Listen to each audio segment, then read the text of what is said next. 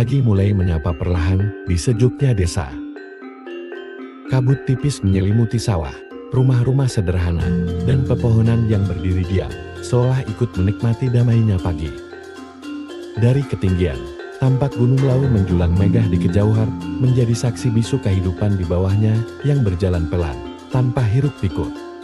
Disinilah, di Dukuh Sidoharjo, Kelurahan Poleng, Kecamatan Gesi, Kabupaten Sragen. Waktu terasa berjalan lebih lambat. Udara pagi menyegarkan dada. Tanah yang basah, karena embun malam menyambut langkah, siapa saja yang rindu akan ketenangan. Inilah wajah pagi yang tak banyak berubah sejak dulu. Setiap lekuk jalan tanah, suara ayam berkokok dari kejauhan, dan aroma kayu bakar dari dapur-dapur sederhana, membawa kita kembali pada kenangan masa kecil. Pada tawa tanpa beban, saat berlari di pematang sawah, atau sekadar duduk di serambi rumah, menyeruput teh hangat sambil menatap kabut yang perlahan menghilang. Di desa seperti ini, kita belajar tentang arti bersyukur, tentang hidup yang tidak perlu terburu-buru, tentang keindahan yang sederhana, tapi memeluk hati dengan hangat. Gunung Lawu di kejauhan, seolah memberi perlindungan, seperti orang tua yang diam-diam selalu menjaga. Mengingatkan kita bahwa akar kehidupan kita ada di sini. Banyak yang pergi dari desa, merantau, mengejar cita-cita, membangun masa depan. Tapi sesibuk apapun kota menawarkan janji, hati ini akan selalu ingin pulang. Pulang ke tempat di mana pagi tak hanya berarti hari baru, tapi juga harapan baru. Ke tempat di mana setiap kabut yang turun bukan hanya hiasan alam, tapi pelukan hangat dari kampung halaman. Di desa Poleng, pagi tidak pernah datang sendirian.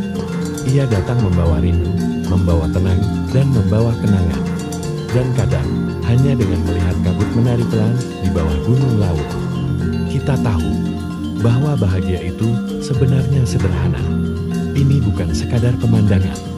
Ini adalah perasaan ingin kembali, selalu. Setiap orang punya tempat yang selalu ingin ia tuju. Dan bagi Kerta, panggilan akrab teman-temannya, tempat itu adalah kampung halamannya. Sebuah desa kecil yang hangat, tempat ia pertama kali bermimpi, tempat suara ibu membangunkannya setiap pagi, dan aroma tanah basah selalu menyambut saat hujan turun. Tapi mimpi kadang menuntut jarak, dan jarak itu kini membentang antara Kerta dan tanah kelahirannya. Ia adalah pemuda biasa dengan mimpi yang besar. Kota telah menjadi saksi bisu perjuangannya, dari pagi yang terburu-buru, malam yang penuh tugas, hingga rindu yang diam-diam menyesakkan dada. Ia ingin pulang, tapi belum sekarang, belum saatnya, karena ia percaya. Pulang itu bukan sekadar kembali, tapi membawa sesuatu. Membawa bukti bahwa mimpinya bukan sekadar angan, bahwa perjuangannya tidak sia-sia. Dan hari ini, ia masih melangkah, masih berjuang. Karena ia tahu, suatu saat nanti, kampung halaman akan menyambutnya bukan hanya sebagai anak yang pulang, tapi sebagai mimpi yang berhasil diwujudkan.